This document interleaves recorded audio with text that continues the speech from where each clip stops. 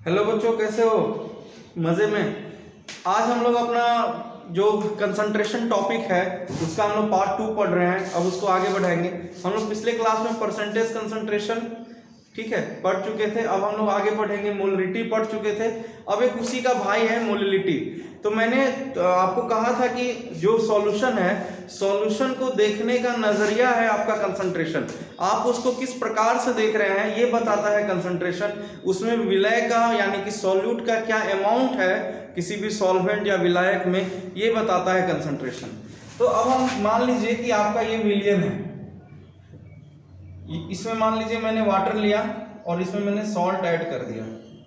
Salt हो गया आपका सॉल्यूट यानी कि विलय, और वाटर हो गया आपका सॉल्वेंट।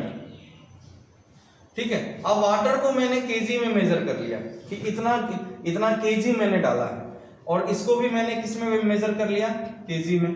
ठीक है, मतलब कि ग्राम में। तो अब हम यहां पर ये नहीं देखेंगे कि कितना ग्राम सॉल्ट ऐड किया गया है वाटर में। अब इसको देखने का नजरिया हम लोग बदल देंगे। अब हम इसको देख रहे हैं कि कितना मोल सॉल्यूट का ऐड किया गया है वाटर में, मतलब सॉल्वेंट में। हम लोग मोलरिटी में क्या देखते थे कि सॉल्यूशन में कितना ये है। अब हम देखेंगे कि इस सॉल्वेंट में कितना सॉल्ट है, दोनों में अंतर है। सॉल्यूशन में कितना सॉल्ट है मोल का, ये बताएगा मोलरिटी, और सॉल्वेंट में कितना सॉल्ट है ये बताएगा आपका मोलरिटी, मोललता। ठीक है, मोलरता और मोलरता में अंतर है। तो अंतर कंफ्यूजन क्या है कि मोलरता बताता है, मोल बताता है किसका? विलय का। किसमें? विलियन में, सॉल्यूशन में। ठीक है, और जो मोललिटी है, मोललिटी क्या बताता है? ये भी मोल बताता है विलय का, लेकिन किसमें? विलायक में। दोनों में अंतर है। ठीक है, ये विलियन में बताता है मोल और ये विलायक में मोल बताता है। अब परिभाषा क्या है इसको समझते हैं। मोललिटी हम लोग पढ़ रहे हैं, आज का टॉपिक है number of mole of solute dissolve in 1 kg और 1000 ग्राम ऑफ सॉल्वेंट। मतलब क्या हुआ? 1 kg या 1000 ग्राम में घुले विलायक में विलय की मात्रा। मतलब क्या है कि विलायक 1 kg का हम अगर विलायक लेते हैं, मतलब सॉल्वेंट ले रहे हैं, पानी ले रहे हैं मान लो, तो उसमें कितना मोल घुला हुआ है सॉल्यूट यानी कि विलय का, ये बताता है आपको मोललता। मतलब हम अगर number of mole of solute, मतलब कि मोल की विलय का मोल अगर हम विलियन में देखेंगे तो वो होगा मोलरता, और अगर हम विलय का मोल अगर हम विलायक में देखेंगे तो वो होगा मोललिटी, मोललता। ठीक है, थोड़ा सा हकलाना तुतलाना समझ में आ जाएगा, मोलरता मोललता। ठीक है, थोड़ा सा अंतर है बस। ठीक है, तो अगर हम विलायक में उसी चीज को देखते हैं, हम क्या बोलते हैं देखने का नजरिया। अगर हम उसी चीज को विलायक में देखते हैं तो हो गया मोललिटी, अगर हम उसी चीज को विलियन में देखते हैं तो हो गया मोलरिटी। हम किस चीज को देखते हैं? विलय का मोल यानी कि mole of solute. Mole of solute को हम देखते हैं अगर विलियन में तो हो गया मोलरिटी, और अगर हम विलायक में देखते हैं तो हो गया मोललिटी। बस इतना ही फर्क है। तो हिंदी में हम सॉल्यूट को इंग्लिश में विलय कहते हैं और सॉल्वेंट को हिंदी में विलायक कहते हैं। ठीक है, ये आपको उतना ध्यान में रखना पड़ेगा, तो इसलिए एक छोटा सा वर्ड है बस। ठीक है, इसमें ज्यादा अंग्रेजी नहीं है। मोललिटी क्या हो गया? हम उसको एम से डिनोट करते हैं। किससे? एम से, स्मॉल एम से। मतलब मोललता को किससे डिनोट करेंगे? स्मॉल एम से। कैपिटल एम से करोगे तो ये हो जाएगा आपका मोलरिटी। ठीक है, तो स्मॉल एम बराबर क्या हो जाएगा? एन सॉल्यूट, यानी कि विलय का मोल बटा विलायक की मात्रा। अगर हम केजी में लेते हैं तब तो कोई प्रॉब्लम नहीं है।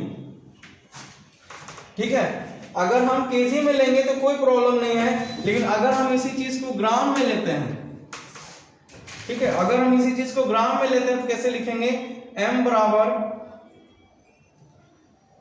n सॉल्यूट, मतलब विलय का मोल बटा विलायक का भार, W सॉल्वेंट। अगर हम ये ग्राम में लेते हैं तो इसको हमको 1000 से गुना करना पड़ेगा।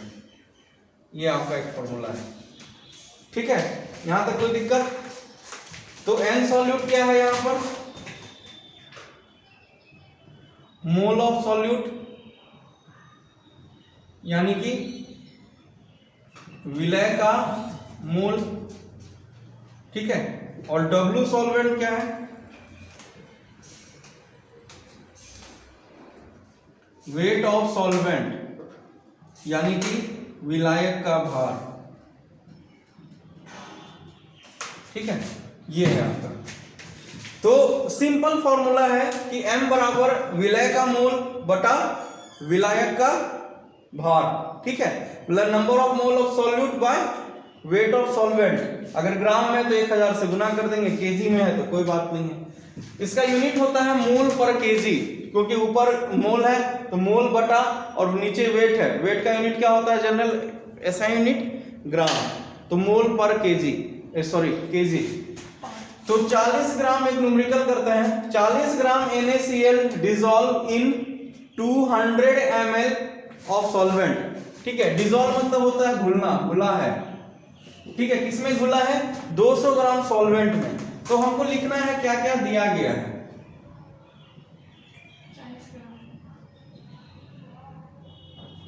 गिवन क्या क्या है देखते हैं।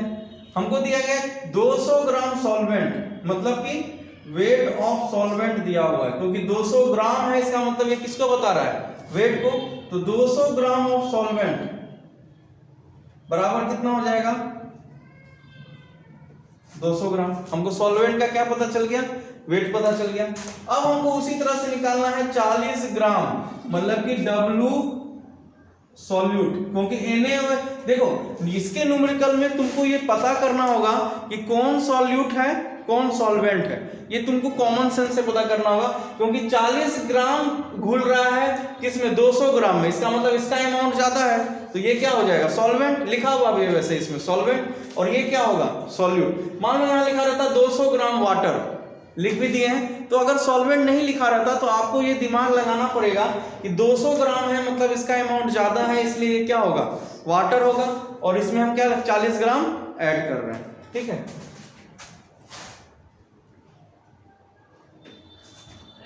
W सॉल्यूट क्या हो जाएगा आपका? 40 ग्राम। और यहां सॉल्यूट कौन है? NaOH। अब हमको उसी प्रकार से निकालना पड़ेगा कि अब हमको मोल नहीं पता है। देखो जो जो क्वेश्चन फॉर्मूला में वो तो निकालना पड़ेगा ना, मोल नहीं पता है। मतलब क्या हुआ? N सॉल्यूट बराबर क्या हो जाएगा? W सॉल्यूट बटा M सॉल्यूट। मतलब WM होता है ना फॉर्मूला, तो हम सॉल्यूट के लिए कर रहे हैं। तो N सॉल्यूट मतलब क्या हो गया? सॉल्यूट कौन है आपका? NaOH। मतलब W किसका लेंगे हम लोग? NaOH का। मोलर मास किसका लेंगे? NaOH का। अब हमको पता है कि NaOH का मोलर मास क्या होता है? 40 ग्राम। ये हम लोग कल भी न्यूमेरिकल में किए हैं। नहीं तो 23 प्लस 16 प्लस 1 ऐसे भी कर सकते हो। बार बार इसको कितना करेंगे? N सॉल्यूट बराबर क्या हो जाएगा? 40 बटा W कितना दिया हुआ है? 200 बटा 40 कितना आ गया? ये 5। सर सॉल्वेंट है वो, सॉल्यूट यहाँ लिखे हैं। 40 ग्राम होगा सही में। 40 बटा 40 कितना हो गया? 1 मोल। हमको मोल पता चल गया। मोल पता चल गया, उसको क्या करना है? फॉर्मूला में डाल देना है। एक बार स्क्रीनशॉट ले लो जिसको इसको लेना है।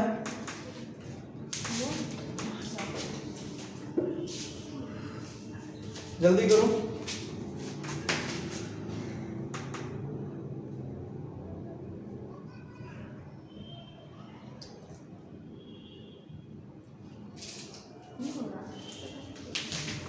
ठीक है, ऊपर वाला मिटा देते हैं, यहीं पे सॉल्व कर देते हैं इसको। तो यहाँ पे हमको N सॉल्यूट मिल गया। चलो एक पॉइंट यहाँ लगा देते हैं। हमको W सॉल्वेंट पता है, एक पॉइंट यहाँ लगा देते हैं। चलो अब फॉर्मूला पे डाल देते हैं। M बराबर मोलरिटी बराबर क्या हो जाएगा? क्या हो जाएगा जल्दी बताओ? N सॉल्यूट कितना है? 1 1/W सॉल्वेंट कितना है? 200 ग्राम। हम ग्राम में ले रहे हैं इसलिए इसको 1000 से गुना करेंगे, काट दो। कितना हो गया? M बराबर 5 मोल पर केजी। यही आंसर होगा। बस तुमको ये बहुत इजी इसका न्यूमेरिकल रहता है, बस तुमको ये सेंस लगाना पड़ेगा कि कौन सॉल्यूट है कौन सॉल्वेंट है। एक बार फिर से समझा देते हैं। 40 ग्राम NaOH dissolve in 200 gram of solvent. यहाँ पर जो 40 ग्राम है, ये जो 40 ग्राम है ये आपका विलय हो गया। ये क्या हो गया? विलय हो गया, सॉल्यूट हो गया। अब 200 ग्राम सॉल्वेंट है, ये साफ साफ लिखा हुआ है, तो ये सॉल्वेंट का वेट हो गया। हमको एक 40 ग्राम, देखो ग्राम है तो W को डिनोट करेगा, यानी कि वेट को डिनोट कर रहा है। 40 ग्राम सॉल्यूट, 200 ग्राम सॉल्वेंट, ठीक है। तो हमको W सॉल्वेंट पता है, W सॉल्यूट पता है, और ये सॉल्यूट कौन है? यहाँ NaOH लिख दिए हैं। अब हमको इसके फॉर्मूला में मोल आता है, N सॉल्यूट बटा W सॉल्वेंट गुना 1000। अब यहाँ जो मोल आता है तो N सॉल्यूट कैसे निकालेंगे? N बराबर मोल बराबर क्या होता है? बेसिक वाला लेक्चर देख लेना, क्या होता है? N बराबर W solute bye M solute, ठीक है। मतलब हमको जिसका मोल निकालना है उसका W बाय M, ठीक है। तो हमको N बराबर क्या हो जाएगा? W by M। हम सॉल्यूट का निकाल रहे हैं मोल, तो इसलिए W सॉल्यूट बटा M सॉल्यूट, मतलब कि NaOH और NaOH का। NaOH का वेट कितना? 40, और NaOH का मोलर मास कितना होता है? 40, ठीक है। कितना हो जाएगा? 1 मोल। 1 मोल मिल गया हमको, फॉर्मूला पे डाल दो। N सॉल्यूट क्या हो जाएगा? 1 मोल, तो 1 बटा कितना वेट है? 200 ग्राम, 200 गुना 1000, ठीक है। क्लियर हो गया? ये हो गया तुम्हारा नॉर्मलिटी, ये हो गया तुम्हारा molality.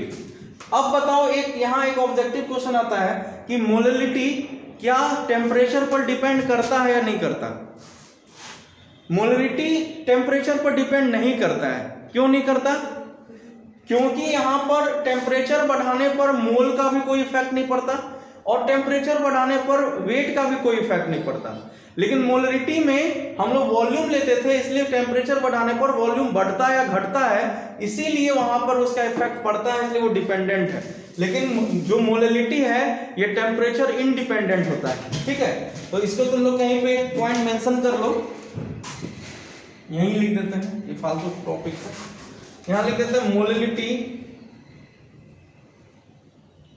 Does not depend on temperature.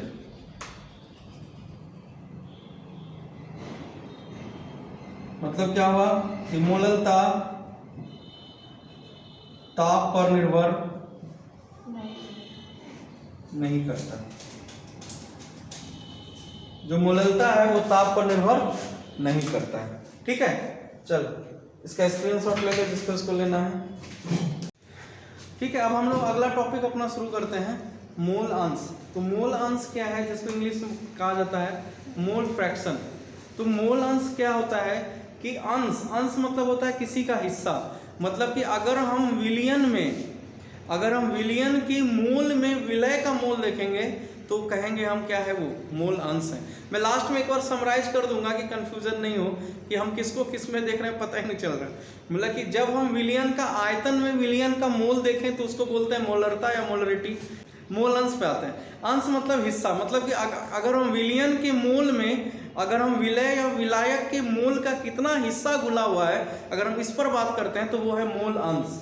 नाम से पता चल रहा है मोल का अंश, कि कितना मोल का अंश विलय या विलायक का घुला है उस विलियन में, ठीक है। हम यहाँ पर ग्राम में या ग्राम इक्विवेलेंट में या वॉल्यूम में बात नहीं कर रहे हैं, हम लोग मोल में बात कर रहे हैं। मतलब कि विलियन का भी मात्रा मोल में लेना है और विलय का भी मात्रा किस में लेना है, मोल में ही लेना है, ठीक है।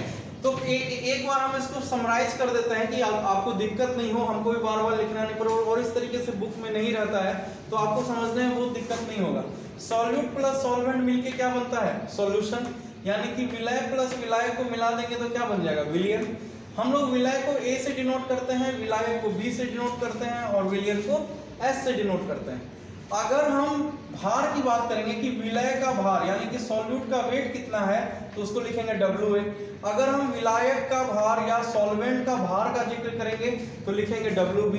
उसी तरह से अगर हम विलियन के वेट का बात करेंगे तो लिखेंगे WA प्लस WB। कोई दिक्कत? अगर हम आयतन की बात करते हैं कि सॉल्यूट का कितना वॉल्यूम है या विलय का कितना आयतन है तो उसको लिखेंगे VA। मतलब VA मतलब क्या हो गया, विलियन का आयतन, सॉरी विलय का आयतन। VB हो गया विलायक का आयतन या विलायक का वॉल्यूम, ठीक है। तो VA प्लस VB क्या हो जाएगा, विलियन का आयतन। अगर हम मोल की बात करते हैं तो लिखेंगे Na, मतलब विलय का मोल, Nb विलायक का मोल, मतलब Na क्या हो गया, मोल ऑफ सॉल्यूट, Nb क्या हो गया, mole of solvent, Na plus Nb क्या हो गया, Ns। ठीक है, अब यहाँ पर क्या है, मोल बराबर क्या होता है, वेट बाय मोलर मास, ये तो पता है हमको, W बाय m, मतलब कि भार बटा मोलर द्रव्यमान, इसको लिखते हैं W बाय m। तो विलय के लिए मोल निकालेंगे तो लिखेंगे WA बाय Ma, ये हो गया विलय का। यहाँ लिखेंगे WB बाय WMB। उसी तरह से टोटल अगर हम विलयन का मोल का बात करेंगे तो विलय का मोल प्लस विलायक का मोल, मतलब मोल ऑफ सॉल्यूट प्लस ये क्या हो गया, mole of solute plus mole of solvent, ये देखो ना ऊपर से।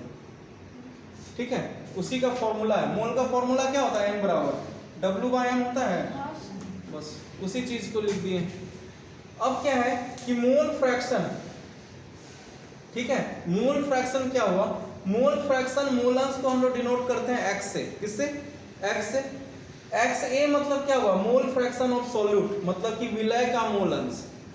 XB बराबर क्या होगा, मोल फ्रैक्शन ऑफ सॉल्वेंट, मतलब विलायक का मोलंस। ठीक है, अब आते हैं मोलंस, मतलब कि x बराबर क्या होता है, फॉर्मूला क्या है कि मोल ऑफ कंपोनेंट, मतलब अवयव, अवयव मतलब क्या हुआ, सॉल्यूट या सॉल्वेंट, अवयव का यहाँ मतलब क्या है, सॉल्यूट या सॉल्वेंट, और मोल ऑफ सॉल्यूशन, मतलब मोल ऑफ सॉल्यूशन में कितना कंपोनेंट मिला हुआ है, उसका कितना मोल मिला हुआ है, वेट में नहीं, वॉल्यूम में नहीं, किस में, मोल में।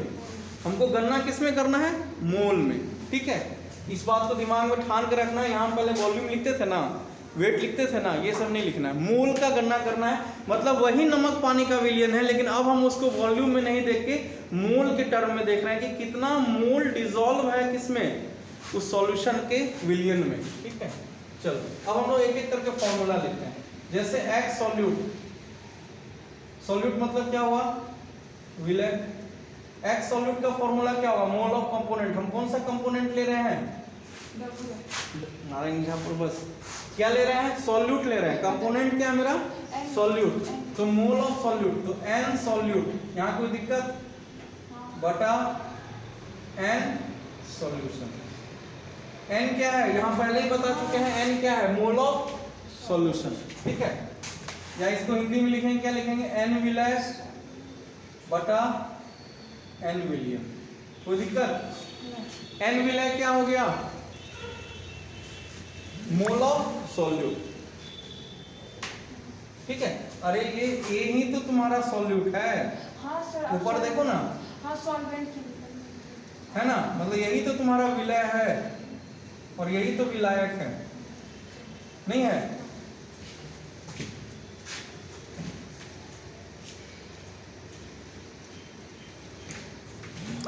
चलो, एक फॉर्मूला ये हो गया, इसको हम अगर और खोलना चाहते हैं तो खोल सकते हैं, n सॉल्यूट बटा n सॉल्यूट,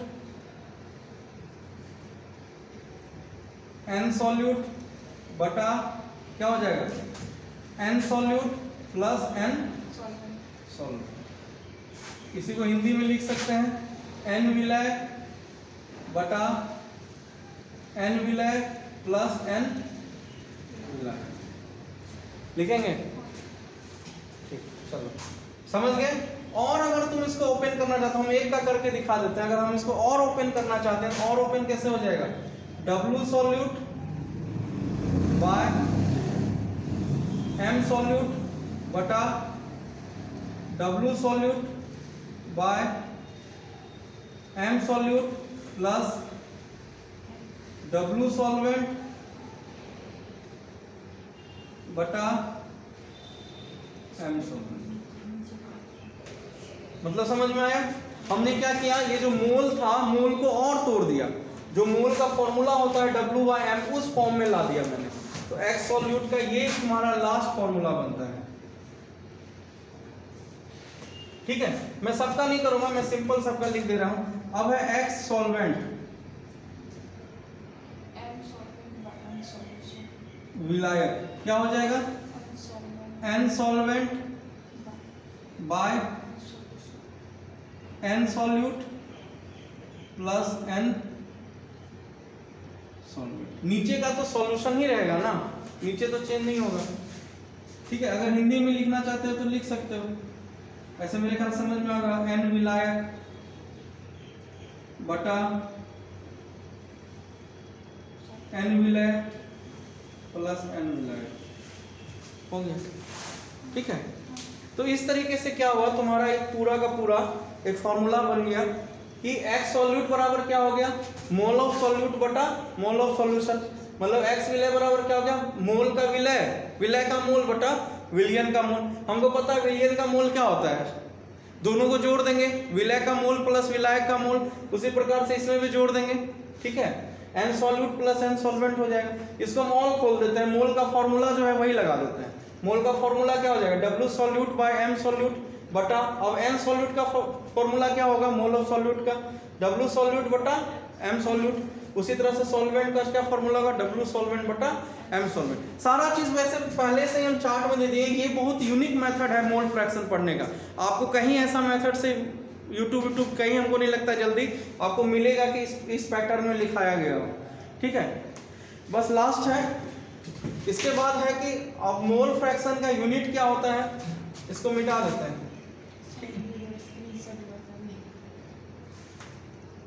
जल्दी लो जल्दी। नहीं क्या फोन चार्ज नहीं है? पता नहीं कहाँ लिखा है। चलो आगे बढ़ते हैं।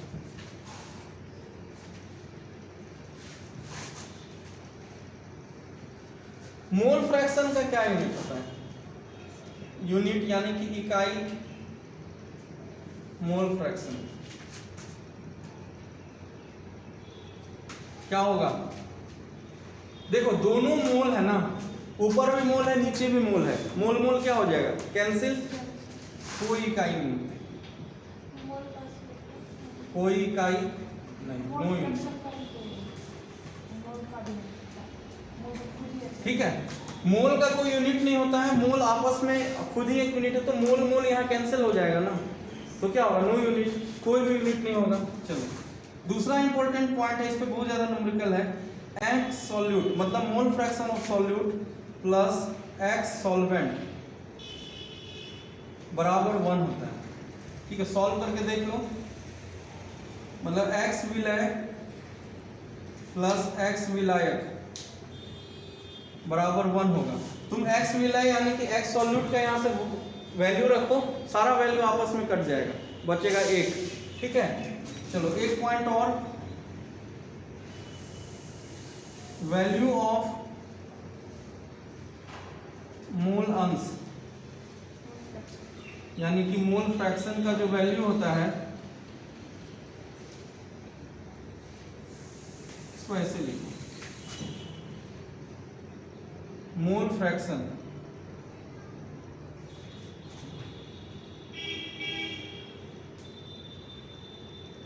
नेवर, कभी नहीं। मतलब क्या होगा कि एक से ज्यादा मोल अंश का मान कभी नहीं हो सकता, हमेशा किससे होगा, एक से कम में ही इसका आंसर आएगा।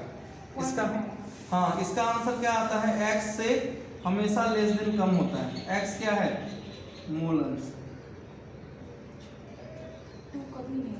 हाँ 2 कभी नहीं आएगा, 1.4 आंसर नहीं आएगा, 1.1 भी आंसर नहीं आएगा, 0 पॉइंट आएगा हमेशा, क्योंकि उसका मान ही दोनों को जोड़ के ही 1 होता है, इससे ज्यादा कैसे हो सकता है।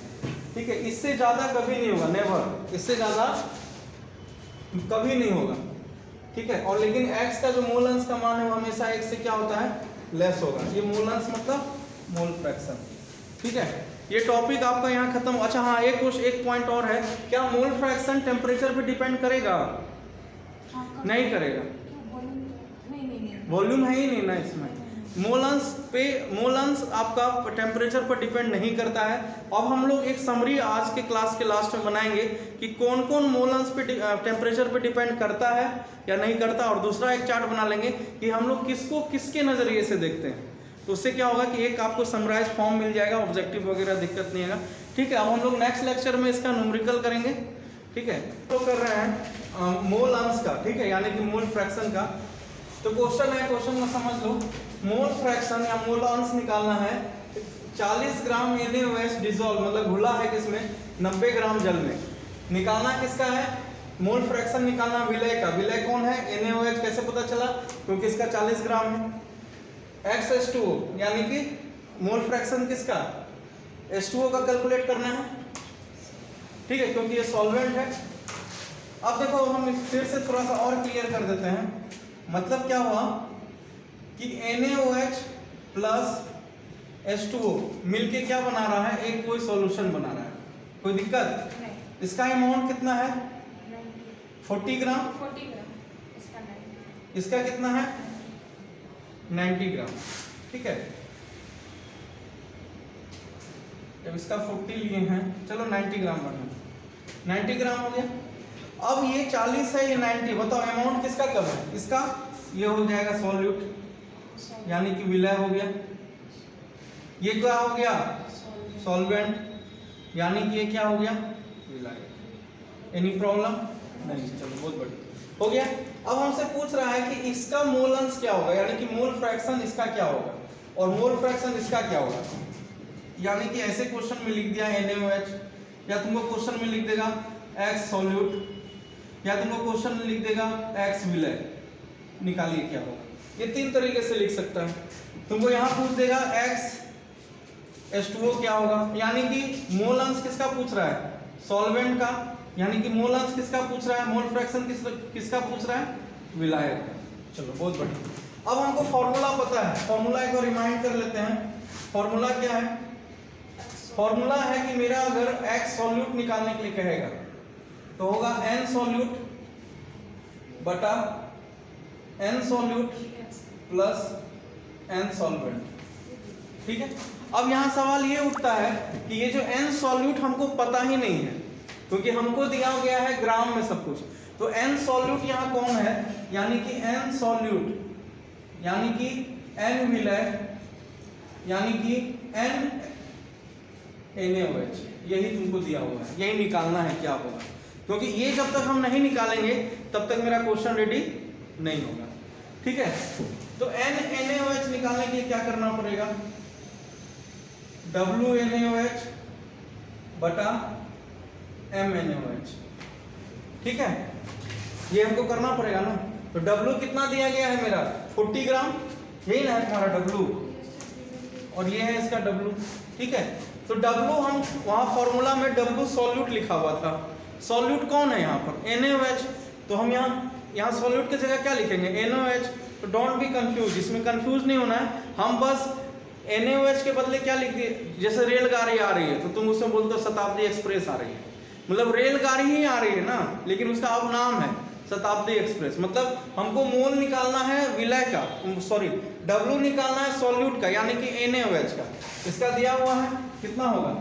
40 अपॉन, अब मोलर मास तुमको पता है, मोलर द्रव्यमान NaOH का क्या है, निकालते हम लोग बहुत बार याद हो गया होगा। कितना होता है? 40 हो गया, डिवाइड कर दिए, मतलब NaOH हमको मिल गया कितना? 1। एक बार इसको निकाल लिए, चलो 1 का काम खत्म हो गया मेरा। अब हमको इसी तरह से दूसरा निकालना होगा, क्योंकि हमको सॉल्वेंट का भी तो मोल निकालना होगा। तो N सॉल्वेंट यानी कि N विलायक, यानी कि कौन है विलायक, कौन है सॉल्वेंट, कौन है? H2O, क्यों? इसका अमाउंट ज्यादा है। तो इसको कैसे निकालेंगे? इसका ही फॉर्मूला हम लोग वही बिठाएंगे। क्या हो जाएगा फॉर्मूला?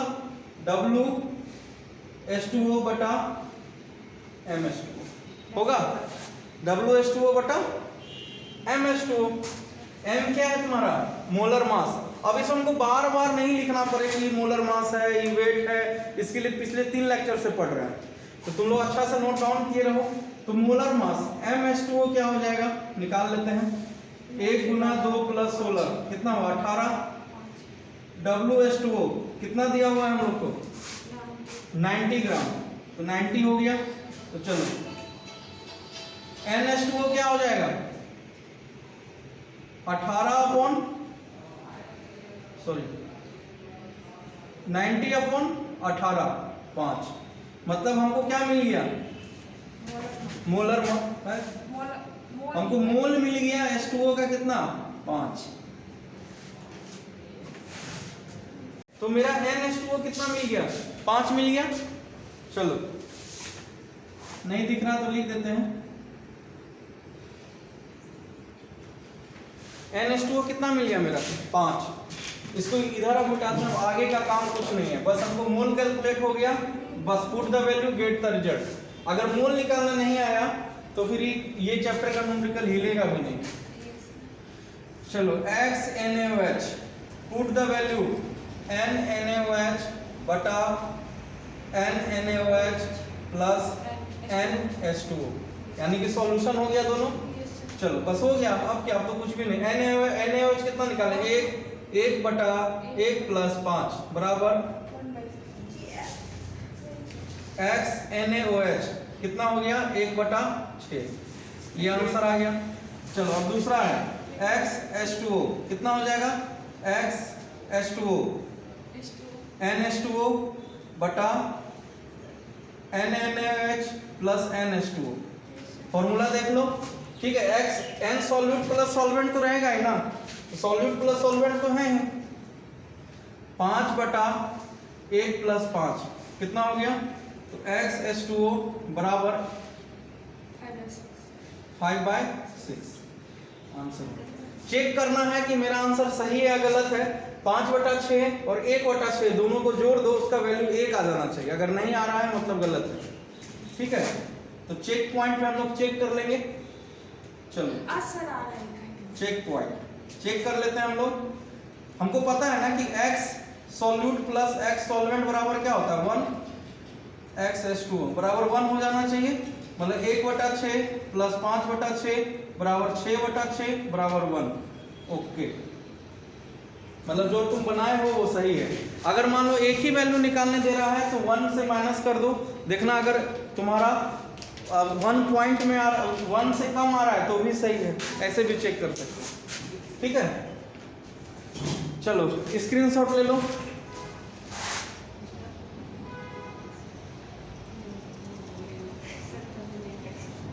चलो मतलब बहुत बढ़िया। अब आगे आते हैं, ये वाला टॉपिक तुम्हारा खत्म हुआ। इसी मोल अंश का तुम्हारा डायरेक्ट यूज है हेनरी लॉ में।